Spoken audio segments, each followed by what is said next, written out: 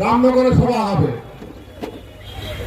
কিন্তু এই সভাটা শোনার পর গতকালই একটা সভা করা হয়েছিল এখানে, সেখানে কিছু বাজে বাজে কথা এই মঞ্চ থেকে দাঁড়িয়ে বলা হয়েছিল। আমাদের নেতারা কিন্তু বক্তব্যে কারোর দিকে কিছু বলেননি। এখানে তারা বলেছেন 21 জুলাই কর্মসূচি সফল করতে হবে, মমতা ব্যানার্জির আদর্শে আমরা চলবো, আমাদের দলের নীতি কি আছে তাই বলেছে। কিন্তু গতকাল যারা সভা করেছিলেন তারা কি বললেন, তারা কার বিরুদ্ধে কি বলছিলেন?